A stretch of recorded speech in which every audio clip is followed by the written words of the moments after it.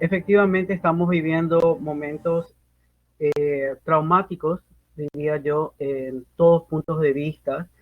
No importa en qué punto del globo nos encontramos hoy, hay una situación muy delicada.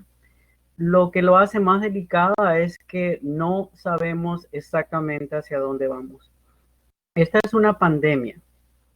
No se puede necesariamente comparar con la crisis, ni la gran recesión, ni eh, la gran depresión, puesto que las razones y los motivos dentro del ciclo económico son muy diferentes y variados. También acá hay temas geopolíticos, por lo tanto es muy difícil ver hacia dónde efectivamente vamos. En la Columbia Británica, que para que tengan una idea es el tamaño de Europa Occidental más o menos, eh, ayer anunció el gobierno la primera fase y una fase tentativa, una segunda, unos 20 días después. Sin embargo, con la aclaratoria de que posiblemente por cada paso adelante que vamos a dar, y esto es en la parte occidental de Canadá, vamos a dar posiblemente 2 pasos atrás. Canadá es un país, el segundo más grande del mundo, territorialmente, y lógicamente lo que pasa en el este con casi 60,000 infectados y miles de muertos es un poco diferente de lo que ocurre aquí en el Pacífico, pero eso para darles una idea del desafío que nos encontramos aquí. No digamos ya el desafío de nuestros vecinos o nuestro vecino, Estados Unidos. Estamos a 20 minutos de la frontera con Washington State, el primer epicentro de Estados Unidos. Por lo tanto, vamos a poder hablar también del quiebre de las cadenas de producción, donde aquí se puede vivir cada día, ¿no? Entonces, si pasamos un poquito a ver este vistazo, lo que llevamos general de la crisis actual, esta es un poquito la agenda, el vistazo general, que es diferente y que es igual de la crisis del 2008. Hablar un poquito de la deuda y el déficit fiscal en Canadá, Estados Unidos y también Paraguay. ¿Qué oportunidades nos da esta crisis desde el punto de vista macroeconómico y de la cosa económica? El protagonismo de Estados Unidos, China e India.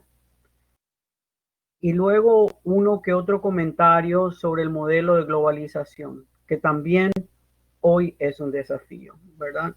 A nosotros en Paraguay nos toca muy de cerca por el tema de la salida de la Argentina de las negociaciones con Canadá, con Singapur, con otros países.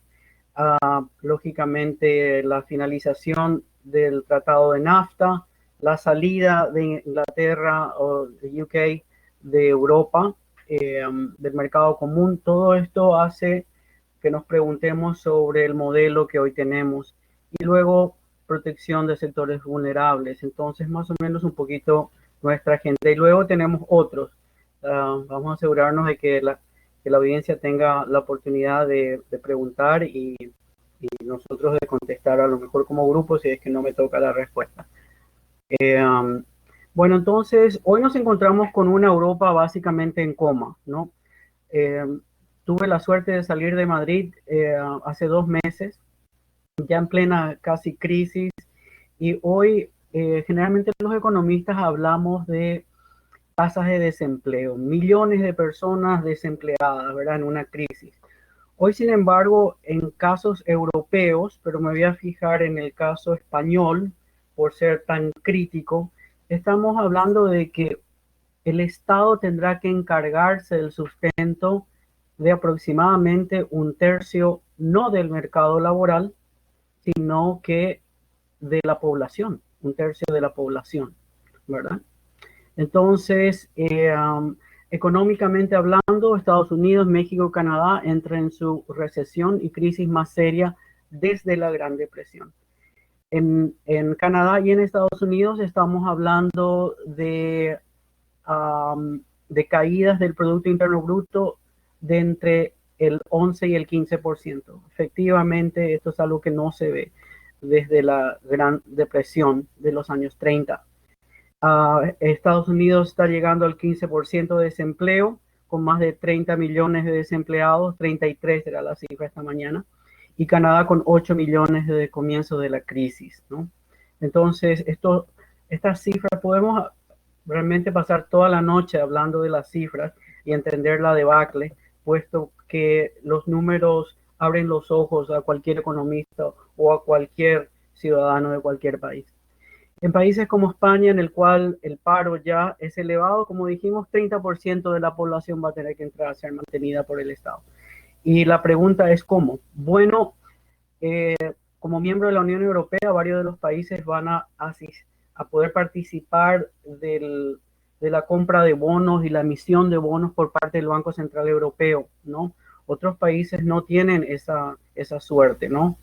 Estados Unidos tiene dos ventajas, varias desventajas, pero dos ventajas. Una es que puede emitir algo que llamamos dólar. Nosotros también tenemos dólares en Canadá, pero generalmente tiene un valor de 30% menos del dólar americano. Otra relación importante en Estados Unidos es que vamos a ver un poquito en la parte de deuda. Ellos han manejado su deuda bien o mal, simplemente que el nivel de deuda de lo que vamos a ver va a también llegar a 15% del Producto Interno Bruto. Entonces, ver cómo manejar eso en una situación post-crisis.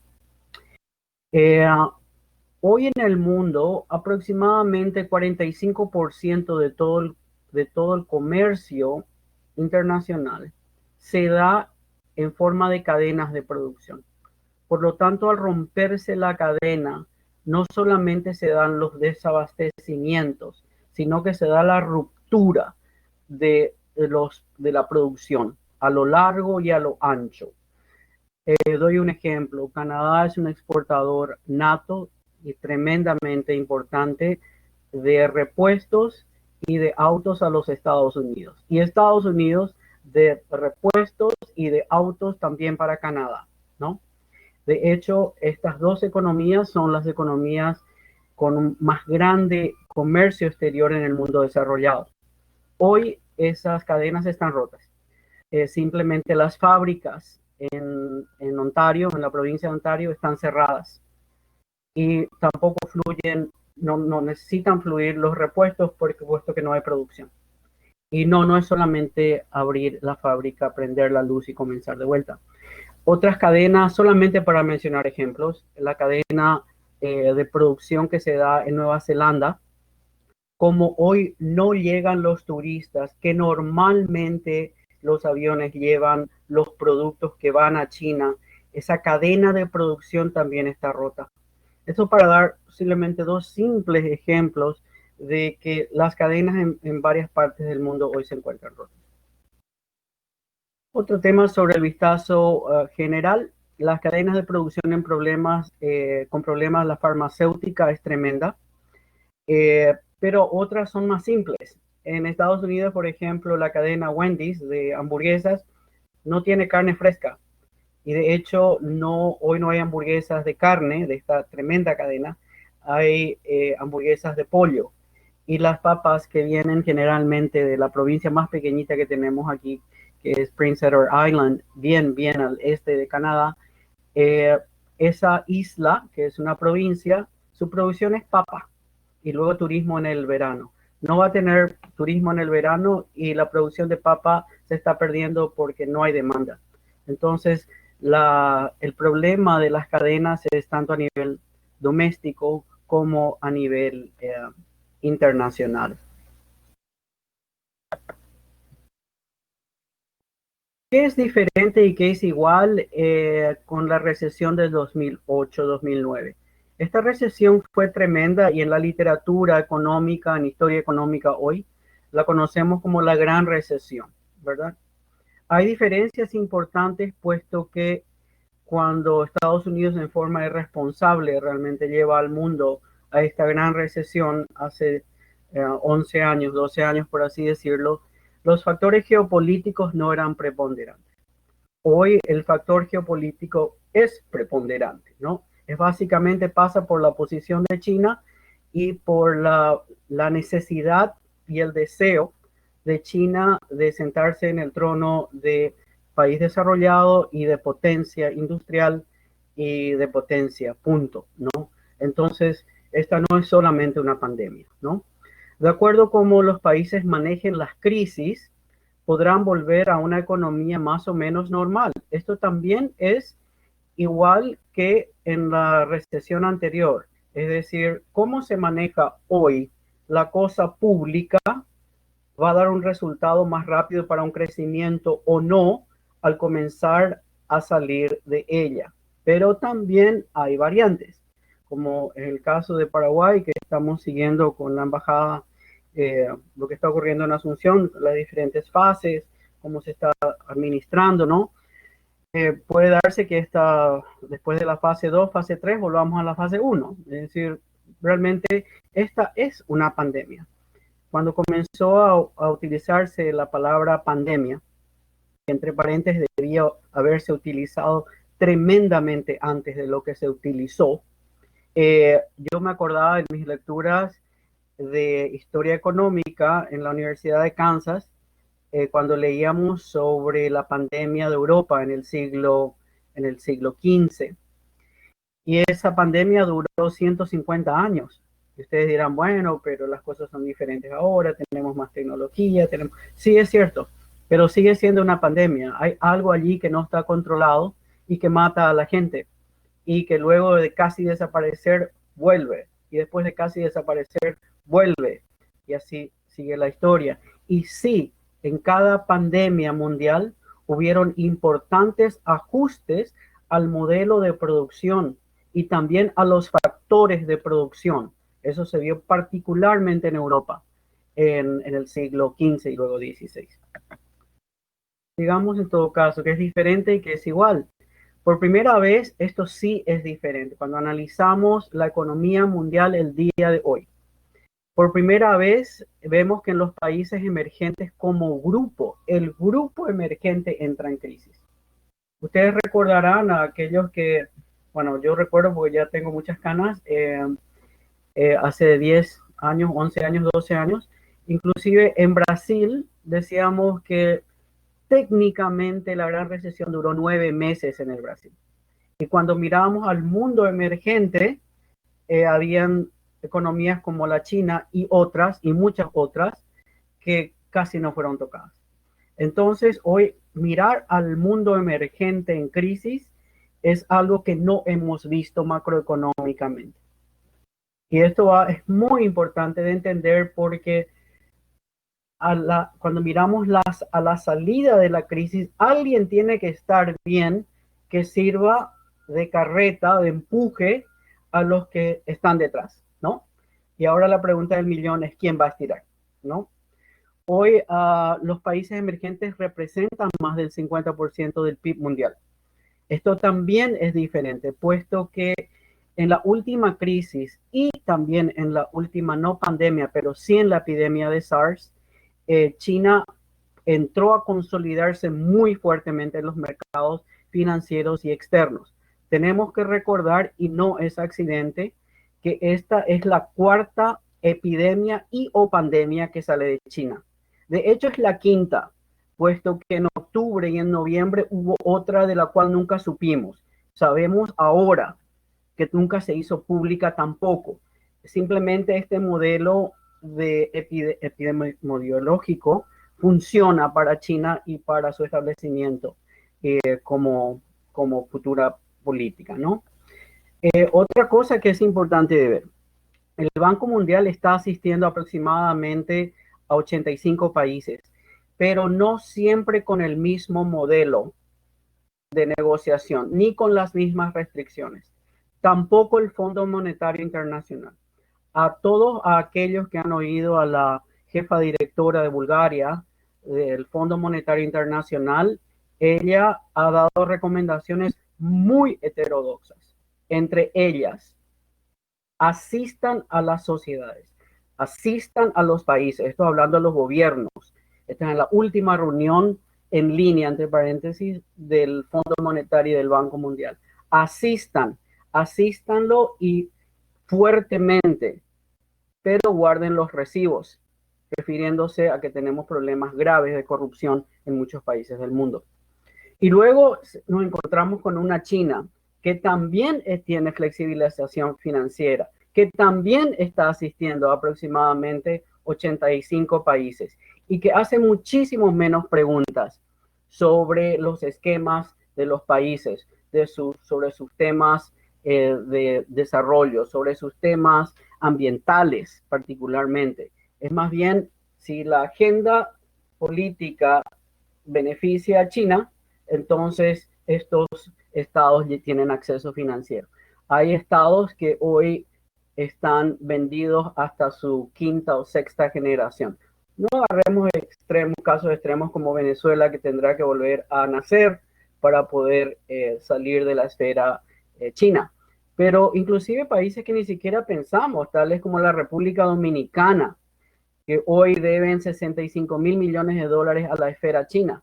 Entonces, ¿qué podemos esperar después de una pandemia? ¿Hacia dónde va a ir a esa gente? ¿Va a responder a los intereses chinos? De hecho, en Latinoamérica hay solamente 4 países cuando miramos niveles de endeudamiento chino. Hablamos de China comunista, no República de China, Taiwán. Solamente hay 4 que no tienen endeudamientos elevados o no los tienen. Esos son Chile, México, Colombia y Paraguay. Entonces, es muy importante desde el punto de vista geopolítico, ¿no? Otro tema que es diferente y que es igual. Bueno, seguimos teniendo tremenda vulnerabilidad en los países en desarrollo, en los sistemas sociales.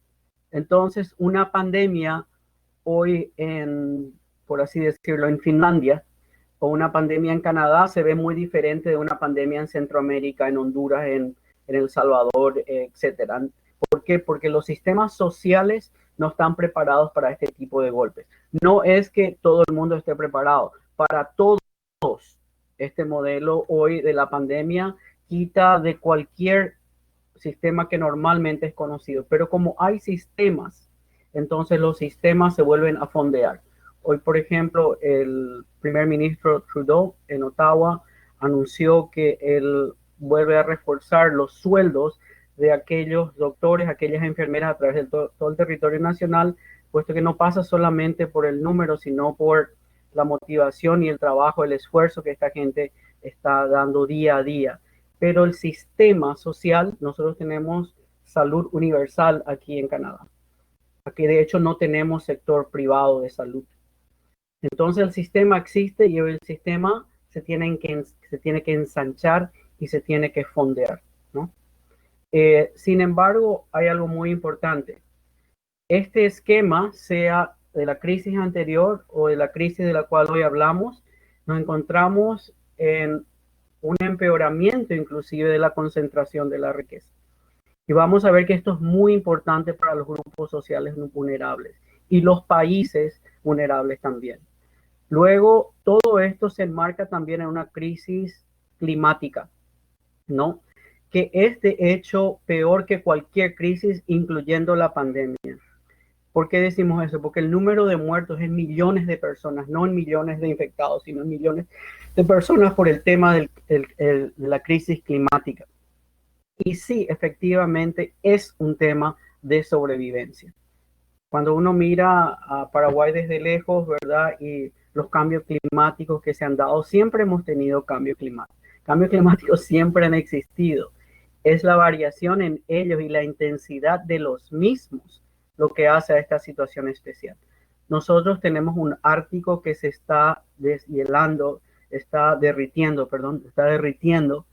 y es crítico, es una crisis de tremendas magnitudes. Otro ejemplo de la crisis, lo que es una crisis climática. La Columbia Británica es posiblemente, según dice la gente, uno de los lugares más bellos del mundo.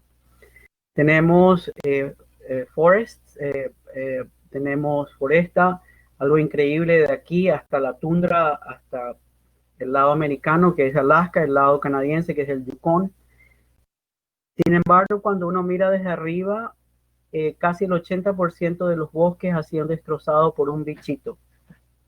Ese bichito antes no podrías nunca sobrevivir un invierno. Hoy los inviernos ya no son tan fuertes o son tremendamente fuertes. Y este bicho pudo vivir y básicamente infectar un territorio que con la provincia de Alberta efectivamente es más grande que el tamaño de Europa. Estos destrozos son muy existen, los vemos, los vivimos, los respiramos, ¿no? Entonces, esta es parte de esta crisis también, ¿no? Y luego, como dijimos ya en un par de veces, tenemos un problema no solamente claro y práctico, sino también intelectual sobre la viabilidad del sistema económico, la viabilidad del sistema económico actual, ¿no? Quisiera seguir un poquito para hablar de temas de deuda y de déficit. En Paraguay, en Canadá y en Estados Unidos tenemos un incremento de deuda interna con rápido crecimiento, su déficit fiscal. En el caso de Canadá, antes de la pandemia, hablábamos de un endeudamiento aproximadamente 85% del Producto Interno Bruto, que para un país desarrollado está dentro de los parámetros.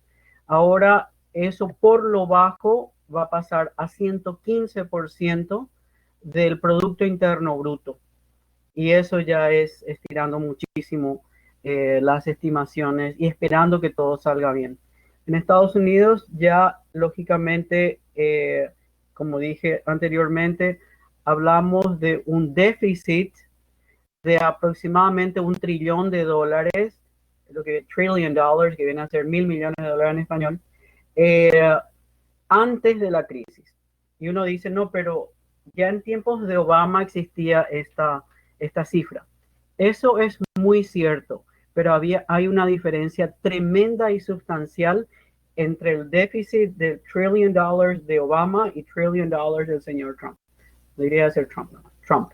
Es que este déficit se creó en buenos tiempos, con crecimiento importante del producto americano y con básicamente con el menor desempleo que se ha visto desde la Segunda Guerra Mundial.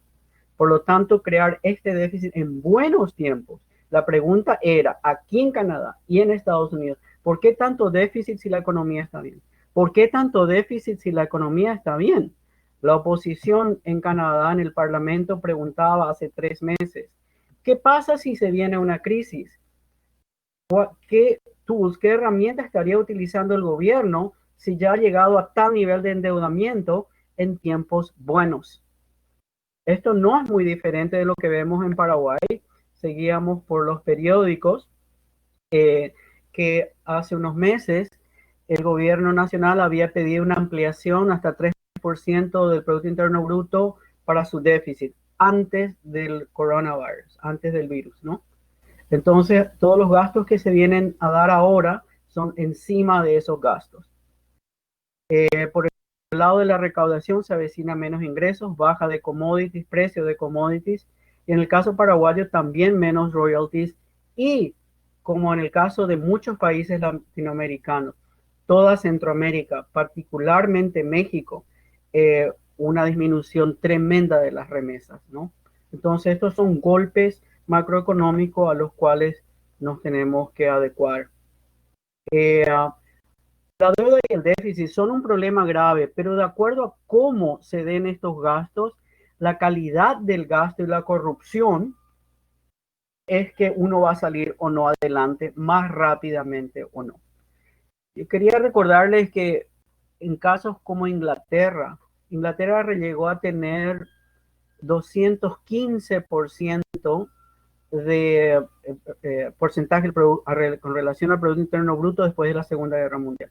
Es un país tremendamente endeudado. Estados Unidos, caso que era irrisorio esta cifra después de la Segunda Guerra Mundial, llegó a tener 112% del Producto Interno Bruto como deuda, ¿no? Entonces, no es que no le tengamos miedo a la deuda, no es que la deuda no importe, y la deuda importa, y el déficit también, pero cómo se gasta, la calidad del gasto. Por eso, la señora directora del Fondo Monetario Internacional dijo, gasten, pero guarden los recibos, es decir, den de comer al pueblo en las situaciones de emergencia, cuiden la infraestructura.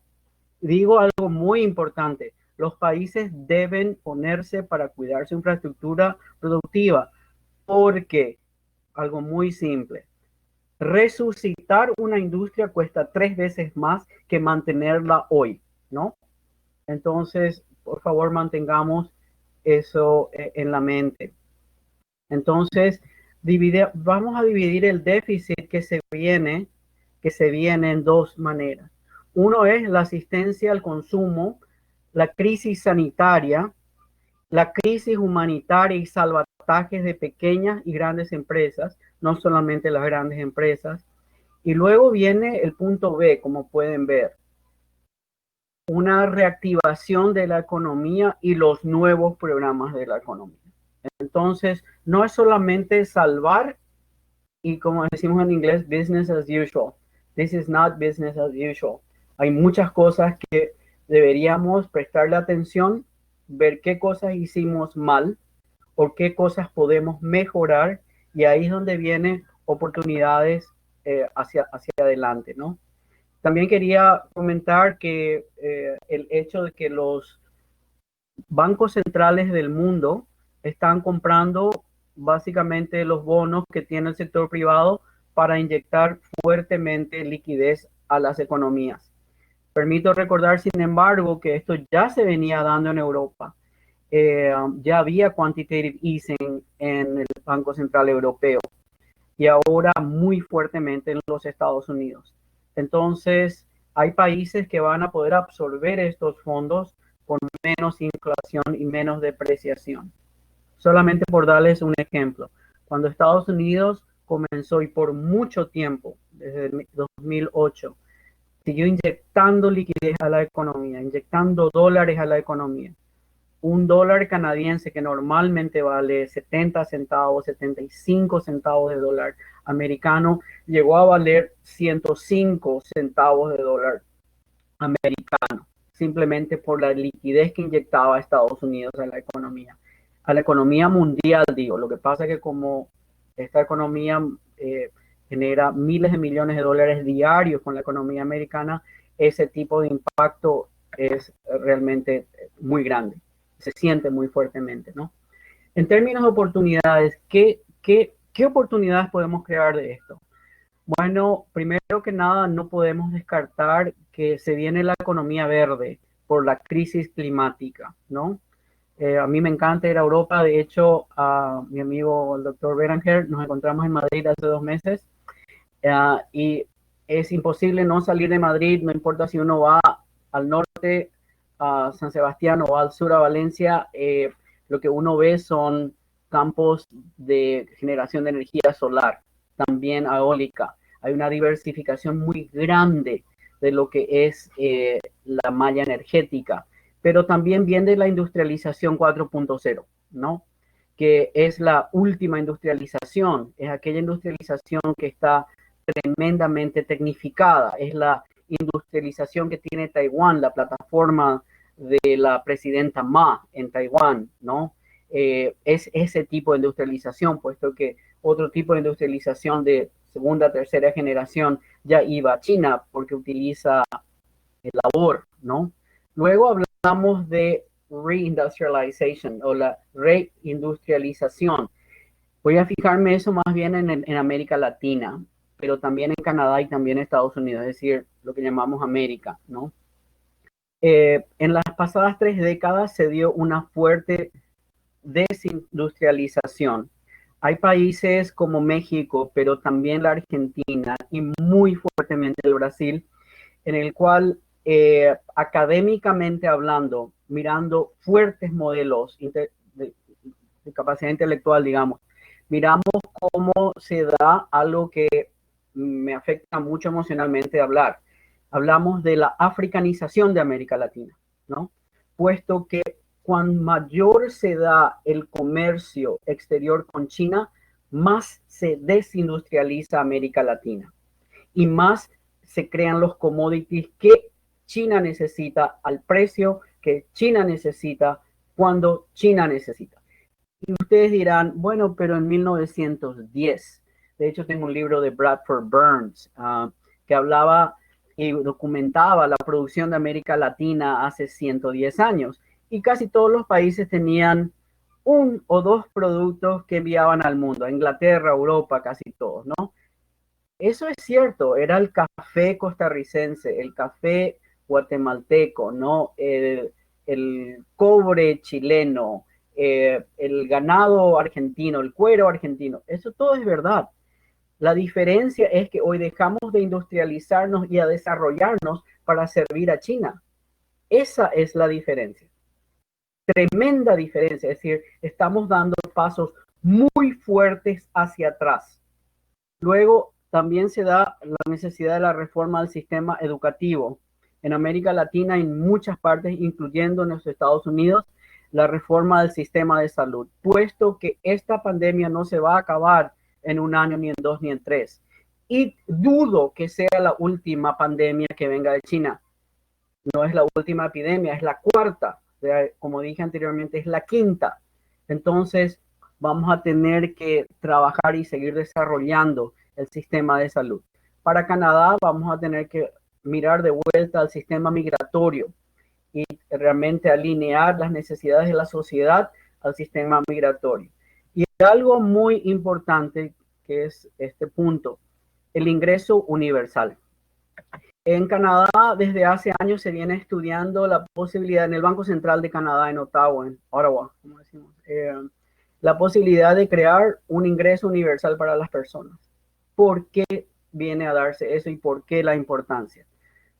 Aquí en el slide pueden ver la razón, porque básicamente tenemos la llegada fuerte de la inteligencia artificial. Tenemos la llegada fuerte de robotics, toda la parte del mundo de robótica. Tenemos la parte de manufacturing 4.0, la industrialización 4.0 y la llegada de blockchain. En todos estos casos, hoy esto ya es presente en nuestras vidas. Un ejemplo, un par de ejemplos. En la parte educativa, hoy en línea, en la universidad, nos dicen, por favor, verifiquen los exámenes individuales de los alumnos basado en datos acumulados y datos particulares de cada alumno. La inteligencia artificial, el modelo de inteligencia artificial genera los exámenes porque está dirigido a las necesidades académicas de ese alumno, no de lo que nosotros como profesores pensamos que necesita el alumno. Luego, por el punto de robotics, cuando fui a Europa la última vez, ya en la entrada a Canadá, aquí en la Columbia Británica, porque era un vuelo directo de Frankfurt a Vancouver, ya nuestros sistemas migratorios son robotizados, ¿no? Entonces, lo único que sí escupe un recibo que luego una persona lo recibe al final del servicio migratorio, pero ya está robotizado. Entonces, muchísima gente ya perdió su empleo, ¿no? Y con eso van a darse otros ejemplos importantes. Y quisiera parar un poquito ahí, ¿no? Luego, como oportunidades 3, en Paraguay tenemos lo que yo veo como una importante oportunidad para reforma del Estado. Por dar un ejemplo nada más, el peso impositivo en países desarrollados, estos son ejemplos nada más, vino de un artículo del señor Sebastián Peña en Paraguay en mayo 2 del diario Última Hora, en que él hablaba del peso impositivo de Estados Unidos, Canadá, Alemania, Francia 50%, Estados Unidos 40%, United Kingdom 40%, de los cuales 25 a 35% son gastos sociales. ¿Por qué eso es importante? Porque los países desarrollados tienen un peso impositivo entre el 10 y el 15%. Entonces realmente vemos imposible el desarrollo social con esa carga impositiva. Pero tampoco podemos poner impuestos si no se reconstituye el Estado y no se baja la corrupción. Entonces la política fiscal hay que trabajarla de tal manera que los sectores que sí producen efectivamente paguen impuestos. O si no, yo siempre digo que Paraguay es el paraíso terrenal de muchas maneras, pero particularmente si uno es ojero y ganadero, ¿no? Puesto que cuando miro a nuestros vecinos, no de ninguna manera digo que hay que seguir a la Argentina, donde le hacen retenciones de 40%, en el Brasil, donde el costo de producción es 30% más, luego vienen los impuestos. Pero tenemos también ministros que dicen, no, no se puede apalearles, ellos se van a ir. ¿Ir a dónde? Si Paraguay es un paraíso terrenal en un país donde realmente la gente que produce no paga impuestos, sin embargo el Estado debe endeudarse fuertemente para pagar impuestos que sirven a la infraestructura de esos sectores que no pagan impuestos. Pero bueno, en todo caso voy a parar ahí porque si no me emociono demasiado en ese lado y bueno, debo respirar. En todo caso, el señor Sebastián Peña, en el diario Última Hora, hace unos días, hablaba de una absoluta necesidad de fortalecer la política de Estado, la esfera pública y los procesos democráticos para poder tener como resultado un crecimiento inclusivo y con una ciudadanía sana y sobre todo también educada, ¿no? Entonces, necesitamos un plan de desarrollo que vaya por encima de grupos sectoriales y por encima de un periodo de gobierno, ¿no? Es decir, solamente sabremos dónde poner los fondos que necesitamos para poder salir adelante cuando tengamos un programa de desarrollo que vaya por encima de un periodo gubernamental y por encima de los sectores de intereses sectoriales, ¿no? Yo quisiera abrir la discusión para que no se nos vaya el tiempo y al mismo tiempo tener la posibilidad de trabajar con ustedes. Muchas gracias, Luis. Yo creo que podríamos empezar tal vez por las preguntas que hay en el chat, si te parece. Sí, claro, con gusto. Sí, claro.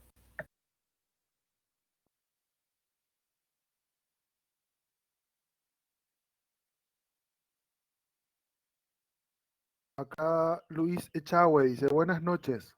Una consulta. ¿Los países se van a recuperar en la economía durante esta cuarentena?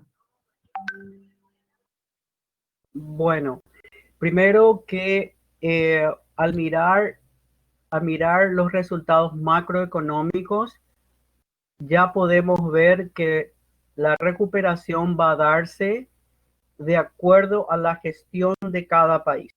Es decir, hay países que hoy pueden recuperarse en 10 años. Hay países, por ejemplo, dentro de la misma Unión Europea, y eso que son un mercado común, que van a haber tremendas divergencias entre los estados, Para no poner un tono negativo a esta respuesta, quisiera explicar que tenemos lo que le llamo el modelo B y el modelo W o W. Es decir, algunos estados van al salir de la cuarentena, se va a dar un resurgimiento fuerte. Ahora, cuánto el estado haya gastado y cuánto se haya vuelto a reinsertar al modelo global va a depender de justamente esas cadenas de las cuales hablábamos, ¿no? Por lo tanto, hoy en Estados Unidos puede darse una vuelta tipo B, que sería relativamente rápida, en la cual su entorno, Centroamérica, México, Canadá, vuelve más o menos a una normalidad. En el caso de Paraguay, produce commodities que son muy importantes. Por lo tanto, se espera que el precio de los commodities vuelvan a elevarse relativamente rápido, ¿no? Ahora hay otros factores que incluye la vecindad que podrían más bien traer hacia abajo eh, de vuelta a ese crecimiento, ¿no? Entonces, desgraciadamente, miramos caso a caso la salida de la pandemia. Por eso decía, la gestión de la pandemia va a ser una función de la salida de la pandemia macroeconómicamente hablando. Cuando hablaba de hecho de que se va a fondear ciertas áreas económicas. Y si se fondean esas áreas, entonces entran esos recursos y vienen básicamente a entrar de vuelta al mercado. De un punto de vista no tan positivo, hay algo que llamamos hoy compañías zombies. zombie businesses. Esos son negocios hoy que los estados están fondeando. Sin embargo, no van a ser sectores que van a liderar, sino que son sectores que no se murieron y que sobrevivieron, pero no van a entrar a liderar. Por lo tanto, tampoco van a entrar a liderar crecimiento.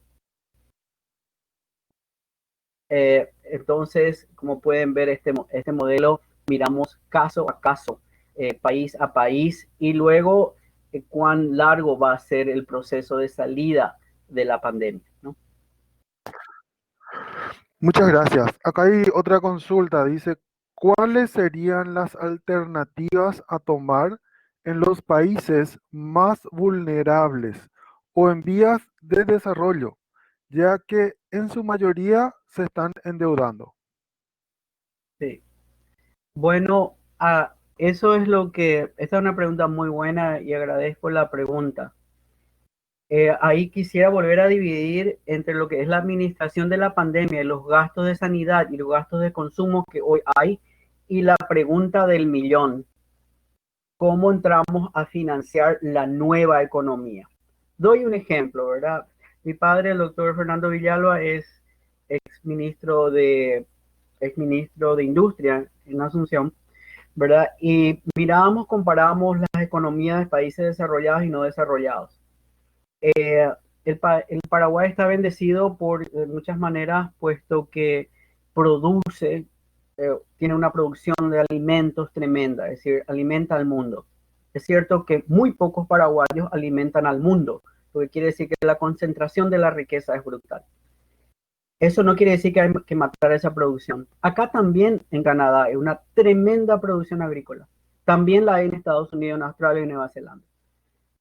Pero no representa más del 2 o 3% del Producto Interno Bruto, porque se sabe que esa concentración de la riqueza existe.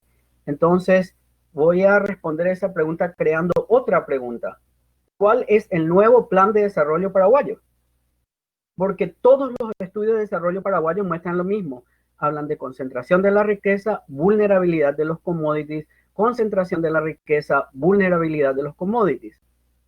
Entonces, esta es una oportunidad para ensanchar la producción, para hacerla más inclusiva en varios sectores, incluyendo la agrícola. Voy a explayarme un poquito más esto porque es importante. Cuando yo miro la producción agrícola uruguaya, miembro del Mercosur, país pequeño también, con dos economías vulnerables a cada lado. Estoy tratando de ser diplomático aquí. Bueno, ¿y cuál es el punto? El punto es que ellos también producen soja como producimos nosotros. También exporta a Europa y a otros países, incluyendo China, ganado, ¿no? Carne, por así decirlo, de buena calidad también, también como Paraguay. Pero hoy están agregando aproximadamente 1 millón de hectáreas de producción orgánica. ¿Por qué orgánica? 4 razones importantes. No se da el mismo nivel de daño a la tierra, que es un recurso, es un activo nacional. Segundo, al producirse orgánicamente, generalmente se reduce tremendamente todo tipo de fertilizante químico. Entonces se reduce la importación de los mismos y la utilización de dólares para ello. Luego, la salud de aquellos que están trabajando en esa área. Pero desde el punto de vista, sea microeconómico o macroeconómico, miramos que no son commodities y que tienen mejores precios en el mercado. Entonces, este es un modelo de producción que ocurre no sé, a 1.400 kilómetros de Asunción, ¿verdad? Y la Argentina hoy, hablo de la producción orgánica, no hablo de su modelo económico y nada de eso. Hoy la Argentina se ha convertido en uno de los más grandes exportadores orgánicos en el mundo también. Los productores no son responsables de que le quitan el 40%, de que se devalúa la moneda. Ese es otro tema. Miramos modelos alternativos de desarrollo. Paraguay ha olvidado al campo desde la caída de la dictadura. Parece irónico que la dictadura prestaba más atención al campo que los procesos democráticos. Hoy, hoy la gente del campo sigue llegando a la ciudad, pero eso es fácil de entender. Miremos los departamentos limítrofes con la Argentina o con el Brasil, y ahí se dan las grandes producciones de monocultivos. Entonces, ¿dónde va a ir a la gente? No va a ir al Chaco paraguayo necesariamente, ¿verdad? Entonces, hay varios modelos alternativos de producción. Ahora, ese modelo alternativo de producción no va a darse con una manutención de una carga impositiva del 11%, que es para mantener a los empleados públicos ciertas cuestiones básicas, pero definitivamente no para el desarrollo. Entonces, es un tema complejo, pero posible de cambio. Bien, otra consulta dice, ¿cómo Paraguay podría aprovechar la oportunidad del Green Economy? ¿Cuáles son sus ventajas y dificultades para acceder a esa industria? Bueno, primero quisiera aclarar algo que para mí es un orgullo muy importante, personal, ¿no? Mi tesis doctoral que defendí en la UNIDA de Paraguay, eh, en la mesa se encontraba también el doctor Beranger y el señor Chavarrí, Eduardo, es justamente un modelo alternativo de producción ecológica con fertilizantes orgánicos.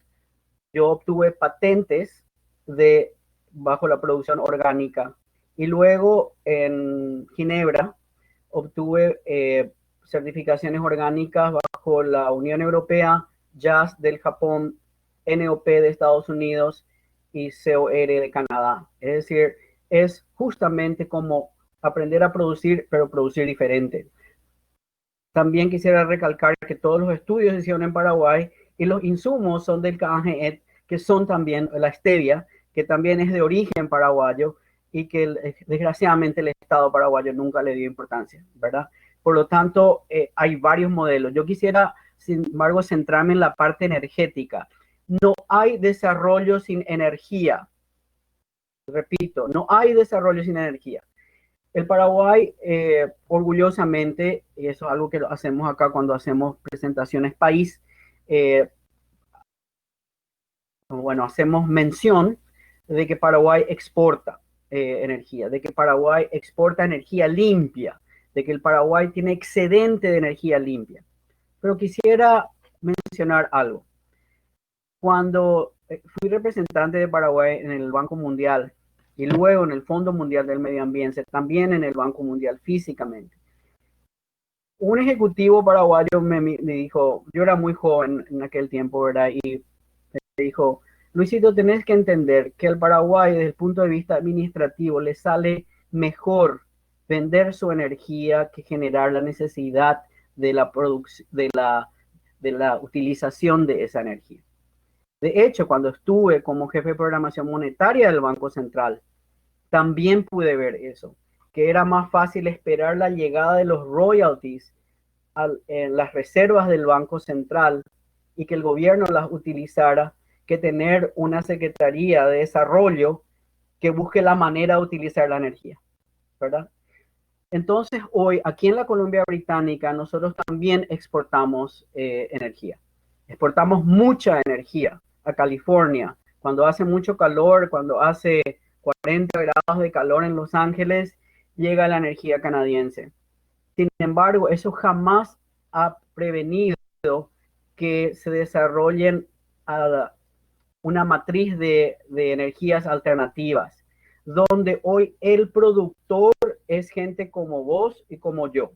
Básicamente, hoy entramos a nosotros a democratizar las mallas energéticas, donde lo que viene a ser la ANDE para Paraguay, ¿no? Ellos nos pagan a nosotros aquí, BC Hydro, porque producimos, luego consumimos, el excedente va a la malla y luego el residuo viene un cheque. Mi padre me dijo, oye, sí, pero a lo mejor también construimos corpus en Paraguay. Yo dije, interesante, toda producción energética es muy importante, pero hoy la producción energética se ha democratizado. No es un Estado el que maneja la producción energética. Los geothermal centers, los centros de energía de producción solar en toda España está descentralizada. Y no es el Estado que en algunas veces, desgraciadamente, con elementos de corrupción, manejamos unas, dos, tres represas. Y la pregunta es, ¿realmente el pueblo se beneficia de eso? Entonces quisiera volver a la pregunta.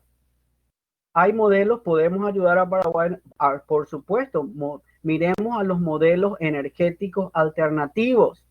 Quisiéramos nosotros aquí en Canadá tener el sol que tiene Paraguay. Es decir, hoy estoy mirando un lindo día soleado, muy bello, pero cuando llega en el norte de la provincia, cuando llega el invierno, hay 3 meses de oscuridad. Repito, 3 meses de oscuridad. Claro, va a llegar julio y vamos a tener 11, bueno, muchas horas de día.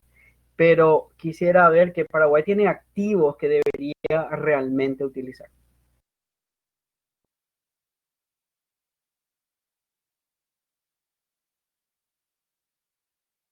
¿Alguna otra pregunta?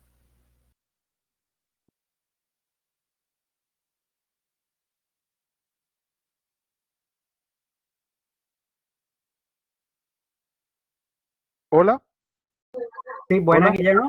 Sí, dice, ¿Alguna otra pregunta? sí, dice, muy interesante los temas expuestos. Mi pregunta es si la globalización tal como hoy se la conoce se termina, cambia de forma, sería selectiva. La verdad que sí, estamos esperando cambios en la globalización, ¿verdad? Es decir, quiera o no quiera Europa, creo que tenemos muchos micrófonos prendidos. Eh, Creo que quiera o no quiera, por ejemplo, Europa no puede ignorar la salida de United Kingdom, de Inglaterra, fuera del mercado, ¿no? Luego, la pregunta del millón de globalización va a seguir siendo hoy, ¿qué cambiamos? Puesto que algo tiene que cambiar. Mi esperanza es que después de haber encajonado al mundo y creado millones de infectados y cientos de miles de muertos, que algo cambie, ¿no? Voy a dar dos ejemplos importantes. Yo estuve siguiendo muy de cerca eh, los comentarios de la Cámara Chino-Brasilera, ¿no? Básicamente diciéndole al pueblo y al gobierno brasilero, por favor, no vayan a insultar a los chinos porque tenemos toda esta soja para vender y no queremos que ellos se enojen. Ese tipo de comentarios achicó mi corazón, achicó mi mente. Eso quiere decir que tenemos que ignorar todo lo que pasó y no pedir cuentas a China y business as usual. Segunda pregunta. Nosotros en Canadá eh, tuvimos que pedir asistencia al gobierno de China porque no teníamos máscaras. Llegaron 3 millones de máscaras a la Columbia Británica de pésima calidad. Entonces la pregunta del mundo farma es hoy, ¿el mundo debería seguir dependiendo en más de un 90% de insumos creados en China, sabiendo que ellos tienen una agenda geopolítica? El gobierno paraguayo, que no tiene relaciones con el gobierno comunista de China, ha enviado sendos aviones para recibir insumos de un país con el cual no tiene relaciones políticas, ¿no? Sin embargo, el comercio paraguayo genera miles de millones de déficit ante China. Entonces yo creo que no solamente tenemos que cambiar el modelo económico, tenemos que cambiar la manera de pensar. Y si no lo cambia el gobierno, hay formas de hacerlo. También están los consumidores. Nosotros somos consumidores. Ustedes son consumidores, nosotros somos consumidores. La próxima vez que yo vea un producto chino, voy a mirar una alternativa. Si no lo hace el gobierno, lo voy a hacer yo. Entonces, sí, hay que mirar al mundo en forma diferente. Hay que mirar al mundo en forma diferente. La devastación climática, la devastación de recursos naturales en África, dada el link que se da con China, es algo que el mundo no puede dejar de hoy de seguir reconociendo. Ahora, es muy cierto que hay países, los países grandes van a tener que negociar con China. Los países más pequeños tienen el lujo de no hacerlo. Ejemplo, aquí en Canadá se está negociando el Tratado de Libre Comercio Canadá-Mercosur. Paraguay tiene la presidencia pro tempore, y cuando yo miro al mundo emergente, en vez del comercio paraguayo y la gente de negocios o ciertos políticos paraguayos salir a pedir relaciones con China, salgan a reestructurar las relaciones con Canadá, con Israel, con Taiwán, hacer buen uso de los aliados, crear el nuevo andamiaje geopolítico para Paraguay, porque Paraguay tiene una ventaja que otros estados no lo tienen. Nosotros, por lo menos aquí en Canadá, no podemos evitar la existencia de China. Aquí en Vancouver es una ciudad oriental, la ciudad oriental más oriental fuera del Asia. Es 51% oriental. Es Miami para América Latina. Y el relacionamiento con China el más importante después de Estados Unidos. Eso no quiere decir que no se tenga que rever el relacionamiento, pero no espero que el mundo no sea el mismo mundo que nos encerró hace casi 2 meses. Perfecto, muchas gracias, doctor. Entonces, queremos iniciar un poco una ronda de preguntas también. Le pedimos al doctor Beranger si a partir de acá puede tomar un poco el control del micrófono. Sí, cómo no. A mí me pareció absolutamente interesante cada uno de los temas expuestos. Yo creo que realmente estamos ante un cambio de un modelo que se visualiza como desafiante. Primero porque no tenemos tantos antecedentes, todo tipo de antecedentes no es pretendidamente comparativo, porque uno habla de lo que pasó en el keynesianismo, de lo que ha pasado durante las crisis petroleras, lo que puede haber pasado durante la época de las hipotecas en el 2008. Se pueden hablar de distintos escenarios. Sin embargo, cada una de estas circunstancias ha traído retos diferentes. Yo quiero hacer dos preguntas, una en términos macro y una en términos micro. En términos macro, la pregunta sería, ¿es esta la hora del Estado? ¿Estamos en un neo-keynesianismo? ¿El Estado podrá abarcar todo lo que debería hacer para poner en salvaguarda el desastre que se está produciendo a nivel de las caídas y las fuertes deudas que se están dando? Y la otra pregunta tiene que ver, en términos micro, ¿cómo la señora que tiene una pequeña tienda, el señor que tiene un almacén, aquel que trabaja en una pyme, cómo puede relacionar todo lo que está pasando en términos económicos con su propio futuro? Entonces, ¿cómo podemos, doctor, de algún modo orientar algunas de estas premisas hacia lo que es el día a día? Sí, voy a eh, empezar por contestar la primera pregunta, y debería ser sincero en mi respuesta. Es decir, yo me caracterizo por ser un economista con tres diferentes características. Uno es el hecho de que estudié economía en Washington, D.C., en la capital de Estados Unidos. Y en aquella época, igual que hoy, se sigue manejando el presupuesto fiscal más grande del mundo. De cierta manera, las escuelas respondían a ese keynesianismo, que era ya en aquel momento neo-keynesian, no keynesian, sino que neo-keynesian. Segundo, soy un economista institucionalista, por lo tanto mira a las instituciones. Las instituciones en los países son tremendamente importantes. Una cosa es la teoría económica y otra cosa es la facultad que tiene un Ministerio de Hacienda en Paraguay, la facultad que tiene un Ministerio de Hacienda en Uganda, la facultad que tiene un Ministerio de Hacienda en Taiwán. Entonces las instituciones y las personas son importantes. Y luego, sí, es cierto, me enseño economía ecológica, ¿no? De ahí mi bias hacia todo lo verde y sustentable, por así decirlo. Sí, estamos de vuelta en una economía neo-keynesiana, sin lugar a dudas, porque cayó por default. Pero hay que entender que esto ya venía dándose, ¿no?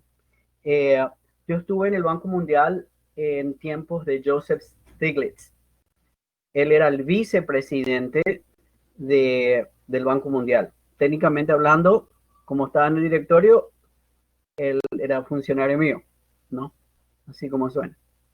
Digo eso puesto que yo decidí no seguir mi estadía en el Banco Mundial, puesto que justamente era el periodo de lo que llamábamos el consenso de Washington Consensus, y el periodo, como se dice en guaraní, el caracú del neoliberalismo.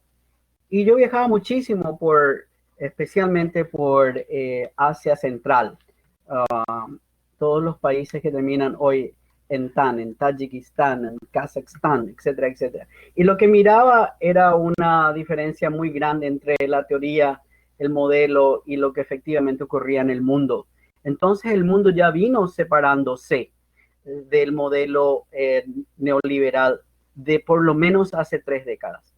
El modelo de los BRICS, sea en Brasil, sea en Rusia, sea en Sudáfrica, sea en India, no sigue un modelo neoliberal. Por lo tanto, hoy podría más bien ajustarse más fuertemente un modelo de BRICS que tiene elementos neokeynesianos, tiene elementos que llevan a una fuerte presencia del Estado. Y hoy más que nunca. Entonces, hoy, por eso hablaba el señor Peña Escobar en Paraguay, en el diario Última Hora, del fortalecimiento del Estado. Y eso sí, eso tiene que darse. También me tocó una época en el Banco Mundial en la cual la Argentina, con sus representantes, llegaron a considerar la privatización de las escuelas primarias y secundarias en la Argentina. Es decir, algo que hasta el Banco Mundial dijo, no, esa es función del Estado. ¿Por qué digo eso? Porque ya ha venido en las pasadas 3 décadas cambios alternativos y hemos reconfigurado la función y la importancia del Estado. Repito, la función y la importancia del Estado. Ahora, en modelos tales como el europeo, en la cual la presencia del Estado es más del 50% del Producto Interno Bruto, entonces ellos ya se encuentran ahí. Ahora, si por alguna ilusión al mundo llegamos a seguir acercándonos a altas tasas de desempleo con ingresos universales, será el Estado el que mantendrá el ingreso universal, sin lugar a duda. Y la pregunta del millón es, ¿y de dónde vendrán los ingresos? Bueno, hoy en Canadá miramos los últimos estudios, los más interesantes, desde mi punto de vista, es cuál es la tasa impositiva de los robots. Porque si yo, Luis Villalba, tengo una fábrica con 15,000 robots, yo desplacé a 15,000 personas. Entonces, ¿cuál es la tasa impositiva del robot? ¿Y quién va a dar de comer al pueblo? El Estado. Entonces, sí, de más de una manera encontramos la presencia del Estado. Ahora, sobre cómo va a vivir la segunda pregunta, cómo se toma el día a día. Bueno, primero que nada vemos ya hoy las fases que se han venido dando, ¿no? Es decir, va a llegar a algo que no vamos a considerar normal, pero casi normal, casi normal. Yo considero que es algo similar a lo que ocurrió después de que los aviones se estrellaron en las torres en New York, ¿no? Antes uno pasaba de despedirse a las familiares y amigos en el aeropuerto a subirse en la manga del avión. Ahora ya sabemos que si pasamos por un aeropuerto vamos a pasar básicamente por seguridad. Y eso van a ser los protocolos que vamos a encontrar. Entonces, cada industria, de hecho, cada industria hoy está presentando su modelo de protocolo para poder volver a salir a la calle. Irónicamente, yo estuve mirando hoy al premier, lo que viene a ser el gobernador de la provincia, y él dice que no tiene ningún modelo para que los peluqueros vuelvan a sus trabajos. ¿Pero por qué? Porque los peluqueros no tienen un protocolo para volver a la economía. Entonces, ¿qué pasa con la señora que tiene su negocio? ¿A qué negocio pertenece? ¿A qué industria pertenece? Y se crean los protocolos para esa industria, para ese tipo de negocios como tal. Pero de que existe reinvención, hoy existe reinvención. Es decir, así como esta charla a lo mejor con otro tema hubiera sido presencial, nos estamos reinventando todos, desde el sector productivo a los servicios. Hoy las reuniones del cuerpo diplomático latinoamericano y el cuerpo diplomático en general se dan videoconferencias. Entonces pasa por crear los protocolos y reinventarnos. No hay de otra, no hay otra realidad, no hay una respuesta fácil a esta pregunta. Muchas gracias. Seguimos con las preguntas de la participación. Dice la señorita Natalia Riveros. Dice, la matriz energética de consumo final dice otra cosa, con un alto porcentaje de derivados y leña. La subvención energética son una gran opción. ¿Cómo enfrentar la barrera política para el cambio energético? Esa es una muy buena pregunta. ¿Me podría leer la última parte de la pregunta? Quiero asegurarme que entendí bien. Muy bien, vuelvo a repetir. Dice así, la matriz energética de consumo final dice otra cosa, con un alto porcentaje de derivados y leña, ¿verdad? Las subvenciones energéticas son una gran opción. ¿Cómo enfrentar la barrera política para el cambio energético? Ok. Y sí, la verdad que es lo que todos los países del mundo hoy están trabajando. Voy a dar un ejemplo más acercado a Paraguay, un ejemplo más acercado a Canadá. El golpe que Canadá y Estados Unidos están recibiendo no pasa solamente por el coronavirus, sino por el precio del petróleo. Y a medida que baja el precio del petróleo, más difícil es la energía alternativa, ¿verdad? Entonces, una de las preguntas importantes de los grupos de interés es si paramos la subvención a la producción petrolera e imponemos impuestos al carbono, entonces utilizaríamos esos fondos para la energía alternativa, que es lo que ocurre en Europa, entre paréntesis, ¿no? Eso es muy importante entender. Hay que tener fondos para poder tener esa transformación. Otro ejemplo, uno de los países con mayor producción de energía alternativa son los países escandinavos. Ellos básicamente por décadas han podido crear ciertos impuestos que luego llevan al fondo de producción y al fondo de sustentabilidad, que hoy tiene más de 50.000 millones de dólares. Entonces, en Paraguay no solamente no creamos ningún fondo, sino que luego a quien le tenemos que estar cobrando impuestos por el tipo de producción que se da, tampoco lo realizamos. Entonces, ¿cómo comenzamos este diálogo? Yo creo que pasa por una concientización también de los sistemas políticos, ¿verdad? ¿Cuáles son las plataformas que van a darse en el futuro y cuáles son hacia qué plataformas vamos a votar? Es decir, vivimos en democracia, ¿no? Entonces pasa por una cuestión de educación, sin lugar a duda pasa por una cuestión de educación. Pero a medida que vemos el deterioro ambiental, a medida que vemos los estragos que realiza la naturaleza, porque es una naturaleza herida, lógicamente. Entonces, ahí es como que vamos creando conciencia. Hoy en el Japón, después de la crisis que se dio en la usina nuclear, es que la población se despertó, pero también pasa por una cuestión de educación. Pasa también por una cuestión de crear las habilidades en el sector educativo para esas industrias. Ojo, no pueden llegar las industrias X, Y, Z cuando no existen las habilidades laborales. Algo que no hace mucho tiempo identificó la Embajada de Canadá en Buenos Aires, que sirve a Paraguay entre paréntesis, es el hecho de que tal y tal industria tiene dificultad en llegar porque las habilidades del sector educativo no están dadas. Entonces, si miramos como un frente global, del sector educativo, del sector político, de una concientización de la población. De vuelta, pasa por educarnos y pasa por crear esas políticas, ¿no? Entonces,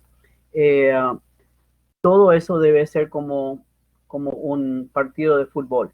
en el cual hay muchas partes, pero todos jugamos hacia algún arco. En Paraguay, quisiera agregar esto. Yo soy historiador económico de Paraguay, es decir, dado que tuve la bendición de representar a Paraguay en el Banco Mundial durante varios años, también tuve acceso a todos los informes de Paraguay desde los años 40 hasta la caída de la dictadura. Yo obviamente fui después de la caída de la dictadura. ¿Por qué menciono eso? Porque estoy escribiendo un libro sobre historia económica de ese periodo y me guste o no me guste aceptarlo, no es un tema político para mí, es un tema académico. Yo veo programas de desarrollo para Paraguay de cada 5 años. Ahora entiendo cómo se dio un aeropuerto que hoy le llamamos Silvio Pettirossi, pero que estaba al lado del que está ahora, cómo se construyó la ruta 1, la ruta 2, cómo se dio la construcción de la represa de la Carael, cómo se dio. Quiero aclarar que no es una apología de la dictadura, yo soy economista, historiador económico, pero veo los programas de desarrollo que existieron en esa época. Entonces, ¿cómo vamos a hablar de nuevo modelo cuando el proyecto de desarrollo hoy está ausente? Y aunque venga uno, debería ser post sectores y post político, es decir, perdón, partido político. ¿Por qué digo eso? Porque miro al modelo colombiano. ¿Qué ha podido hacer Colombia? Hizo Colombia en los años 70, en los años 80, concertación nacional. Y yo hoy miro entusiasmado al mundo de cierta manera, a pesar de que estoy encerrado. Veo un plan Marshall, así como Europa. Si pudimos juntar 4.000, 5.000, 6.000 ahora millones de dólares de endeudamiento entre estos dos gobiernos en Paraguay para construir rutas que no se construyeron o metrobuses que no se construyeron, yo creo que podemos no solamente empalmar un modelo de desarrollo, sino empalmar definitivamente financiación de un plan Marshall para Paraguay, ¿no? Para aplicar todas las ideas que usted menciona, se tendría que combatir muy fuertemente la estructura del Estado, de las élites que están en los sectores más importantes de la producción. ¿Dónde empezar con la lucha? Ok, esa es una muy buena pregunta. Es una muy buena pregunta. Yo quisiera aclarar que yo no soy ni antisojero ni antiganadero de ninguna manera. Me encanta ver cuando el Paraguay exporta, me encanta ver cuando el Paraguay produce. Por lo tanto, no hablamos de un modelo, en vez de entrar a destrozar un modelo que existe, lo que se da es la construcción de un modelo paralelo.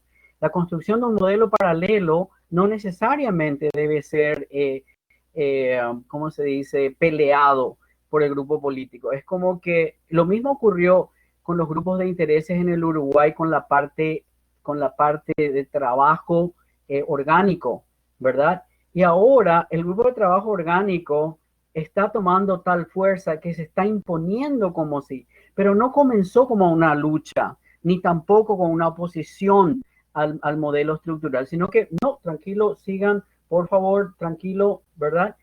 Entonces, ¿cómo comienza uno? En mi caso y en el Paraguay, ¿verdad? Hay algo que se llama Country Assistance Strategy, Programa de Desarrollo País, sea con el Banco Mundial, sea con el Banco Interamericano, sea con países como España, Taiwán, Canadá, etcétera. Entonces, uno crea los programas piloto, no necesariamente para cubrir todo el Paraguay. No, creamos modelos interesantes en el cual los resultados se dan, ¿verdad? Y a través de esos resultados se va creciendo el modelo. Entonces, son modelos paralelos, puesto que Paraguay tiene que seguir produciendo, Paraguay tiene que seguir exportando, pero la realidad es que la gran masa no se beneficia de este modelo. Yo sé que en Paraguay, por una cuestión ideológica, cada oportunidad que hay, generalmente la gente le da palo al señor Evo Morales. Yo no soy pro Evo Morales ni soy de izquierda, enseño negocios, pero no puedo evitar negar ver la reducción de la pobreza y la construcción de la infraestructura que se ha dado en Bolivia. Otro elemento fundamental, Hay estudios que han salido muy recientemente que hablan, son trabajos satelitales muy científicos, en la cual se mira en un punto en el tiempo el deterioro de la masa de la tierra, es decir, de la tierra paraguaya, de la producción paraguaya en el campo. Y ahí uno compara la producción boliviana, que es mejor que la de Alemania en términos de no deterioro de la tierra, ¿verdad? Entonces, él no entró, él entró a producir de una manera diferente. Olvidémonos del tema ideológico. En Paraguay hoy se puede pedir asistencia internacional. El sector privado puede encaminarse más hacia áreas que son importantes. Claro, cuando uno cuenta con el gobierno es mucho más fácil. Pero si no lo presentamos como una cuestión de confrontación, si no lo presentamos como una cuestión paralela, yo creo que varios tipos de producción efectivamente pueden y deben darse, ¿verdad? Fantástico. Voy por la última. Okay. Dice, ante la situación actual, ¿cuáles serán otros mecanismos u opciones que deberá articular el gobierno y el Banco Central ante inflación y desempleo coexistiendo al mismo tiempo? Sí, con inflación y desempleo, perdón. Al mismo tiempo. Sí. Hoy en el mundo no estamos viendo todavía presión inflacionaria, al revés, estamos viendo presión deflacionaria. No estoy hablando de la Argentina. La Argentina siempre parece ser un caso un poco diferente. Lo que hoy el mundo nos está enseñando, y a mí me cuesta hablar de esto, de hecho, es que tenemos que mirar las herramientas del Banco Central y de Hacienda de forma diferente, ¿no? Digo esto puesto que yo fui jefe de programación monetaria, me tocó estar en la Convención Nacional Constituyente, que se dio de hecho en el teatro del Banco Central, y nosotros estábamos en el edificio principal del Banco Central. Y nuestra unidad técnica del fondo y del banco nos tocó escribir lo que pensábamos que iba a ser el artículo de la Constitución hablando de la independencia del Banco Central. El Banco Central debe mantenerse siempre independiente, pero hablar de 500, de 100, 200, 300, 400, 500 millones de dólares de la utilización de la reserva es algo que el fondo está diciendo. Nosotros no podemos ser más papistas que el Papa, pero siempre en la economía paraguaya siempre hemos sido más papistas que el Papa. El Fondo Monetario Internacional está diciendo, no dejen de invertir hoy en la gente, en el sistema productivo y en los sistemas sanitarios, puesto que resucitar la economía es mucho más difícil. Por lo tanto, hoy estamos viendo que de arriba de las instituciones multilaterales nos están diciendo, hay más flexibilidad, ayuden a la población, háganlo y háganlo fuertemente. Y como comencé, voy a terminar, guarden los recibos, porque sí tenemos problemas con corrupción. Entonces, en todo el mundo. Entonces, no es gastar por gastar, sino que cuál es el modelo de gasto, cuál es el modelo de educación y salud en los años venideros. Paraguay ha incrementado sus gastos en salud y educación. Los datos lo demuestran. Sin embargo, la calidad no. Entonces, no pasa solamente por asignar más. Pasa, como decía el señor Peña Escobar, pasa por reconstruir la esfera fiscal. Tengo entendido que este gobierno ha prometido una reforma del Estado. Esto de darse una reforma total del Estado, no solamente una reforma del Estado. A mí me parece interesante cuando oigo algunos comentarios sobre la Argentina particularmente, como en tiempos de la señora Kirchner, por ejemplo, el pueblo recibía ciertos insumos, ¿verdad? Y después el pueblo se acostumbra a recibir ciertos insumos, ¿verdad? Que da el Estado. Y un compatriota dijo, bueno, por suerte esto no ocurre en el Paraguay. Pero por supuesto que ocurre en el Paraguay, cuando tenemos una masa de empleado público tremendamente grande. Estamos haciéndolo de otra manera, pero lo estamos haciendo igual. En el Banco Central, cuando yo estaba, había más de 2.500 empleados. terminamos un estudio que demostraba que el Banco Central, no estoy hablando de Superintendencia de Bancos, el Banco Central necesitábamos 300 personas que lean y escriban para mantener la función de la banca central. ¿Cómo puede ser, por ejemplo, que un Petropar tenga miles de empleados, genere pérdida, pero su única función es realmente comprar un producto, le pone un sobreprecio y lo pone en el mercado? Entonces, yo quiero ver y espero ver, ¿verdad? Y no solamente en Paraguay. Por favor, tengan entendido que la reestructuración del Estado es una necesidad en todo el continente. Y sí, estamos ya en un modelo neokeynesiano.